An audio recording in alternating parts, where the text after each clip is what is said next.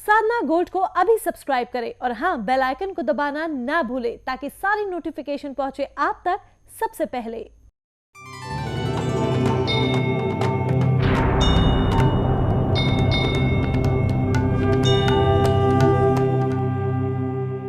कथा के माध्यम से इस बात पर भी चिंतन होना चाहिए, समाज की वर्तमान समस्याओं का समाधान कथा देती है।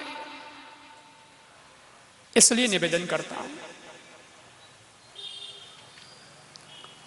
बेटा जन्मता है, पूछते हैं क्या हुआ है, तो सासू बोलती है हाँ मेरे बहू के बेटा हुआ है, मतलब पुष्प आया है, वो तो क्या क्या बोलते हैं, कुल दीपक हुआ है, रतन आया है, रतन। और जब बेटी हो जाती है तो मुंह ऐसा बिगाड़ेगी और पूछते हैं क्या हुआ है, बोली पत्थर हुआ है, पत्थर। ये सोच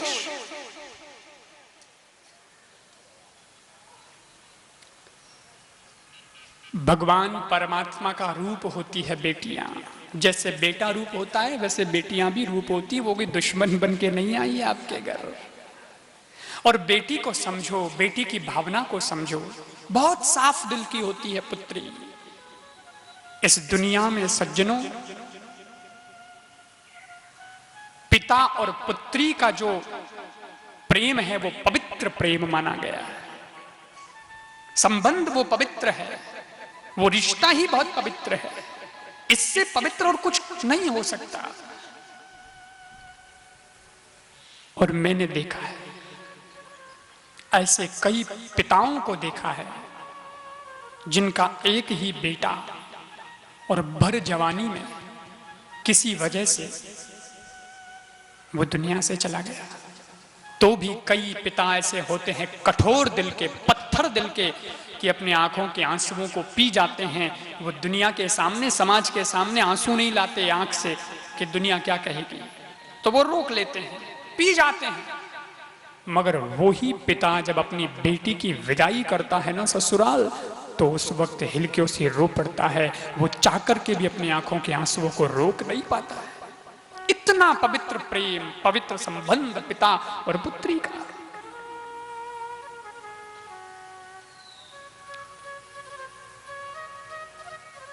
इसलिए कन्यादान को हमारे यहां पुण्य माना गया। घर के आंगन में बेटी आती है तो वो पुण्य माना गया। गर्भ में जो पुत्री है ना, उसकी आवाज को सुनिएगा, उसकी पुकार को सुनिएगा। वो कुछ कहती है, वो कहती है पापा मैं आप पर भार नहीं बनूंगी, मैं आपके घर के आंगन में वजन बनने के लिए नहीं आ रही हूं, मैं आपके घर के आंगन को महकाने के लिए आ रही हूं। मैं तुम्हारे कंधे पे खेलना, बैठना चाहती हूं, तुम्हारी गोद में खेलना चाहती हूं, तुम्हारे घर को एक चिड़िया की चैंक की तरह चहचाना चाहती हूं। इसलिए पुत्री घर में होती है तो माहौल कितना अच्छा होता है। लेकिन उसी कन्या की जब भ्रूण हत्या होती है अंदर ही पेट में, तब भी वो चिल्लाती है। वो फिर मां से कहती है, क्योंकि नारी नारी की पीड़ा को समझ सकती है। तो वो कहती है मां मेरा क्या दोष, मुझे एक अपराध तो बता, मेरा कोई पाप तो बता मेरा, जो तू मुझे रोकती है आने से। मां तुम तो बहुत कोमल दिल की हो ना, मां ममता की मूर्ति हो ना तुम। सुना है तुम्हारे बारे में तो कि तुम भगवान का ही रूप हो, तो क्या तुम भी कठोर हो गई आज? तुम परमात्मा की प्रतिमा भी क्या पाषाण बन गई हो आज? सुनोगी नहीं मेरी? मुझे विश्वास है मेरी पुकार जरूर सुनी जाएगी। तुम इग्नोर नहीं करोगी, मुझे नजरअंदाज नहीं कर सकती। इसलिए मैं तुमसे कहती हूं मां मुझे आने दो, मैं दुनिया में आना चाहती हूं। तुम्हारी मां ने तुम्हें जन्म न दिया होता तो तुम इस दुनिया में ना आती, और ये खूबसूरत जहां का नजारा तुम अपनी आंखों से न देख पाती, इस दुनिया का एहसास तुम्हें नहीं होता। पर तुम्हारी मां का शुक्राना कि उन्होंने तुम्हें जन्म दिया, इसलिए तो तुम यहां पर आ पाई हो, दुनिया में घूम पाई हो। मां मैं भी आना चाहती हूं, मुझे भी आने दो, मुझे आना है दुनिया में। लेकिन सुन लो मां, मैं दुनिया में ऐश मौज के लिए नहीं आ रही, मैं दुनिया में इसलिए नहीं आना चाहती कि मुझे दुनिया घूमना है, मुझे संसार देखना है। मां, मुझे संसार तो नहीं देखना है, पर संसार को कुछ करके दिखाना है कि इस दुनिया में बेटे ही नहीं, बेटियां भी बहुत कुछ हुआ करती है।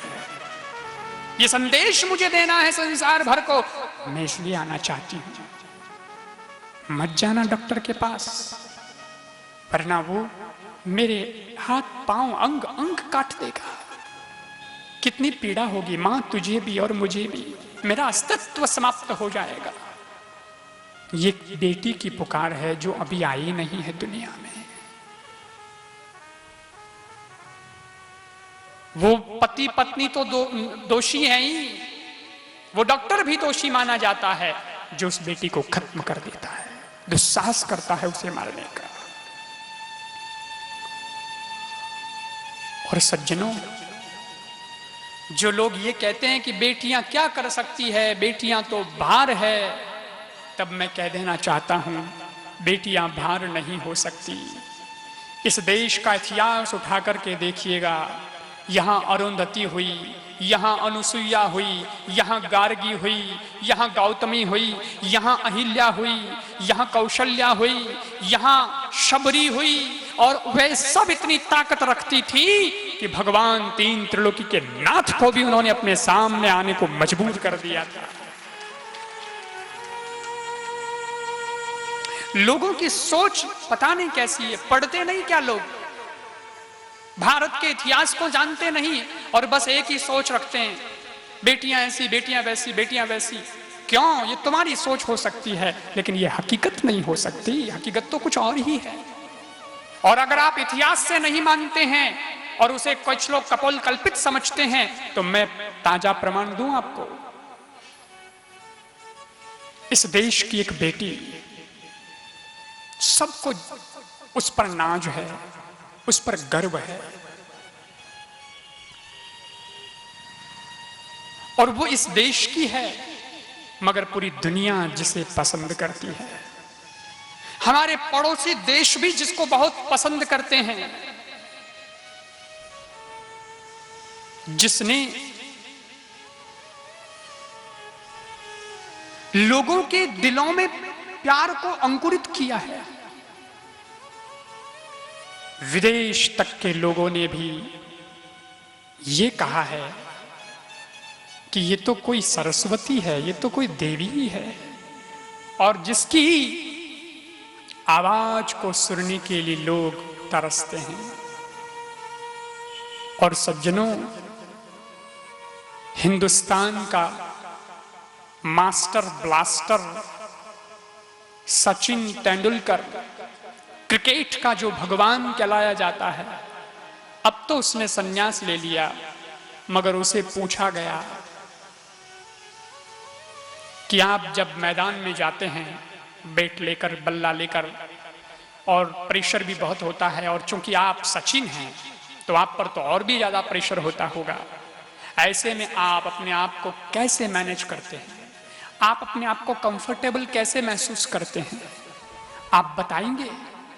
और तब सचिन तेंदुलकर उस बेटी का नाम लेता है, जिसको मैं तो बेटी नहीं बल्कि मां कहता हूं, लेकिन वो कहता है कि तब जब मुझे लगता है कि अब मेरा नंबर आना है, मुझे जाना है क्रीज पर, उसके पहले मैं तैयार हो जाता हूं, और सब तैयार वैयार होकर के पैड वैड पहन पान के, और मैं मेरे कानों में ईयरफोन लगाता हूं और मैं उसके गाने सुनता हूं, अपने माइंड को फ्रेश करता हूं, जिसका नाम है लता मंगेशकर। वो हिंदुस्तान की ही बेटी है। लता मंगेशकर हमारे भारत में है, उसका हमें गर्व है, उसकी हमें खुशी है, लेकिन कितनी ही लताओं को इस दुनिया में आने से रोक दिया गया है कन्या भ्रूण हत्या के माध्यम से। उसका दुख भी तो है, नहीं तो कितनी लताएं और होती। इसलिए सज्जनों, उस बेटी को समझिएगा, उसका मान कीजिएगा। लोग कहते हैं बेटी भार है, लेकिन बेटी भार नहीं है, बेटी तो उस परमात्मा का आभार है। हम उसके आभारी हैं कि उसने कृपा करके ये मौका तो दिया। आंसू की बूंदों सी होती है बेटियां, चारों ओर खुशी का बीज बोती है बेटियां। बेटा तो करेगा एक ही कुल को रोशन, दो दो घरों की लाज होती है बेटियां। और कोई किसी से कम नहीं है सज्जनों, कोई किसी से कम नहीं है सज्जनों। बेटा अगर है हीरा तो मोती होती है बेटियां, मोती होती है बेटियां। और मैं एक बात बताऊं आपको कि वैसे बेटा बेटी बरोबर समझ लें, लेकिन एक दृष्टि में तो देखो तो बेटी बेटे से भी आगे है। मेहंदी मांग रोली का त्योहार न होता, रक्षा बंधन पे चंदन का प्यार न होता, उस घर का आंगन सूना सूना रहता है। उस घर का आंगन सूना सूना रहता है जिस घर के आंगन में बेटी का अवतार नहीं होता। लेकिन अब बेटी बेटे से भी एक कदम आगे है, वो मैं बताना चाहता हूं।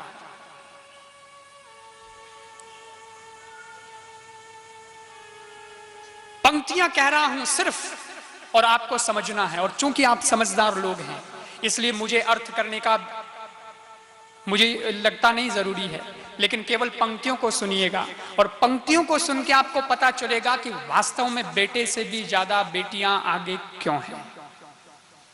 नर के मन से नारी का सम्मान नहीं जा सकता है और इस धरती से नारी का मान नहीं जा सकता है। नर के मन से नारी का सम्मान नहीं जा सकता है और इस धरती से नारी का मान नहीं जा सकता है। बेटा घर में हो, बेटा घर में हो तो चूल्हा ठंडा रह जाए, पर बेटी घर में हो तो मेहमान भूखा नहीं जा सकता है। बेटा घर में हो तो चूल्हा भले ठंडा रह जाए, पर बेटी घर में हो तो मेहमान भूखा नहीं जा सकता है। इसलिए बेटियां आगे। समझ में आ रही है आपको?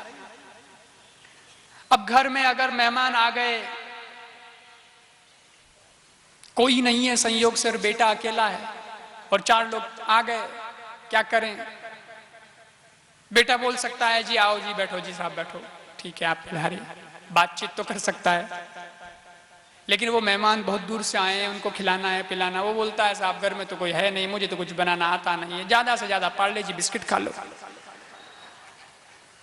इससे अधिक बेटा क्या कर सकता है?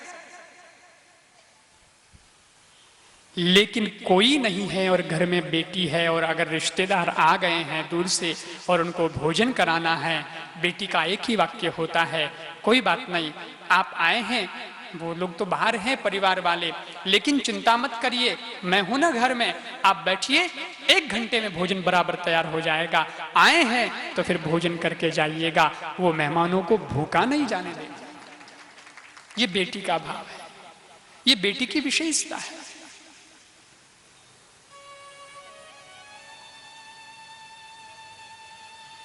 तो मैंने कहा दक्ष आज बहुत प्रसन्न है और लोग भी बहुत प्रसन्न हैं।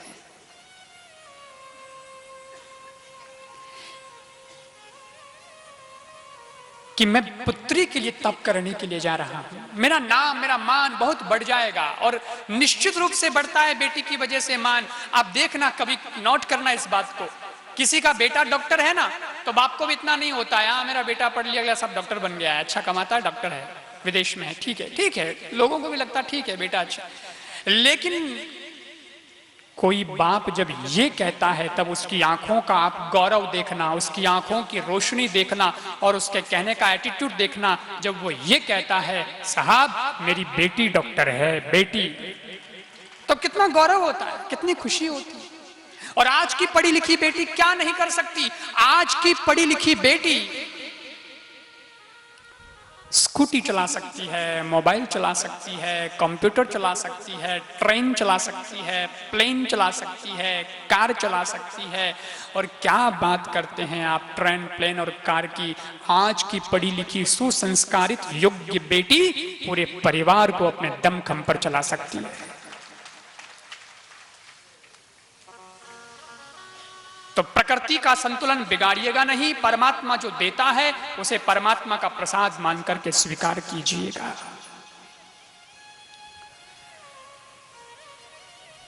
दक्ष बहुत प्रसन्न हुआ, तपस्या करने गया है। मां जगदम्बा भवानी की तपस्या करता है। बड़ी लंबी तपस्या के बाद में एक दिन मैया प्रकट हुई, जगदम्बा भवानी ने दर्शन दिया। बोलो दक्ष, कैसे याद किया? दक्ष ने मां की स्तुति की और कहा, मां आप आई हैं, बस एक वरदान चाहता हूं।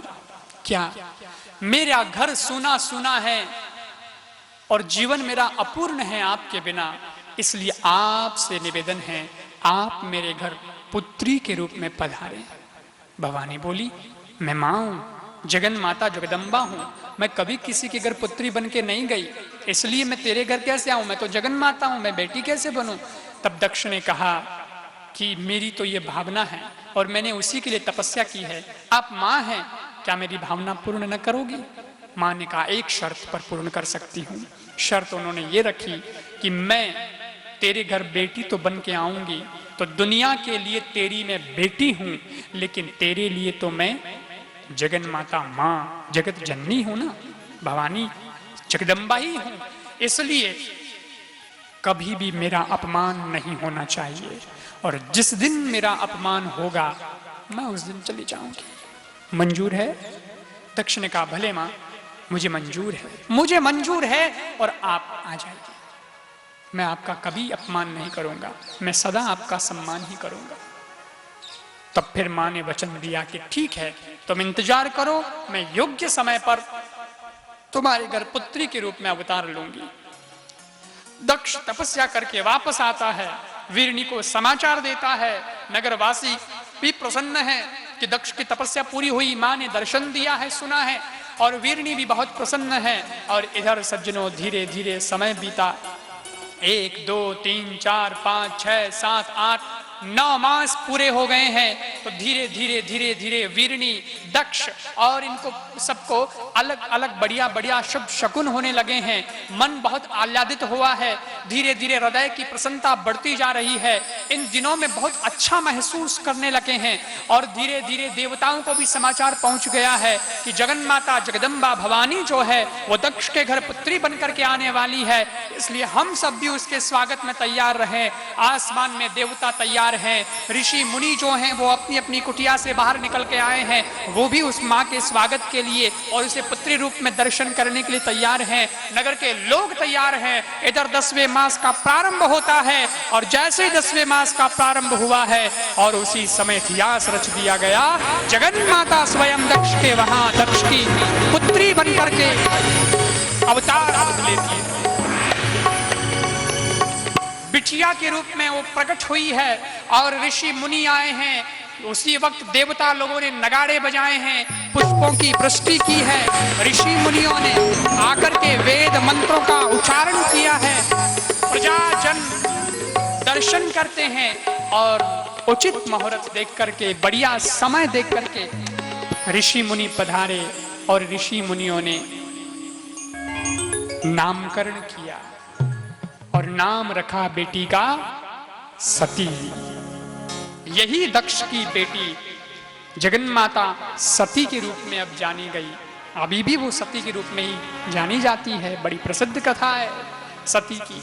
सती नाम रखा है, और दक्ष को बड़ा आनंद हुआ है, नगरवासियों को भी बहुत आनंद हुआ है, और सब बड़े भाव और प्यार के साथ अब पुत्री सती का जन्मोत्सव, प्रागट्योत्सव मनाते हैं। आइए हम सब लोग भी मिल करके इस माँ का बेटी के रूप में और माँ के रूप में दोनों भाव रख करके आनंद उत्सव मनाते हैं, जन्मोत्सव मनाते हैं।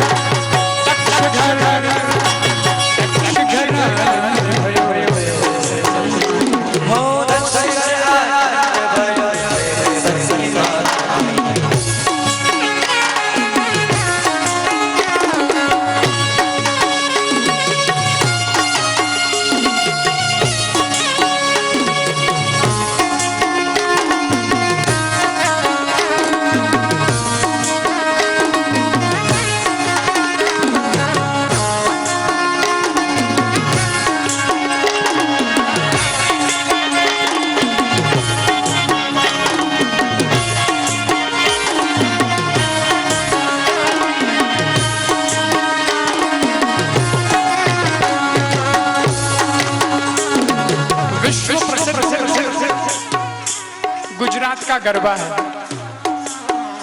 तो चलो चलते हैं। पंखी डाले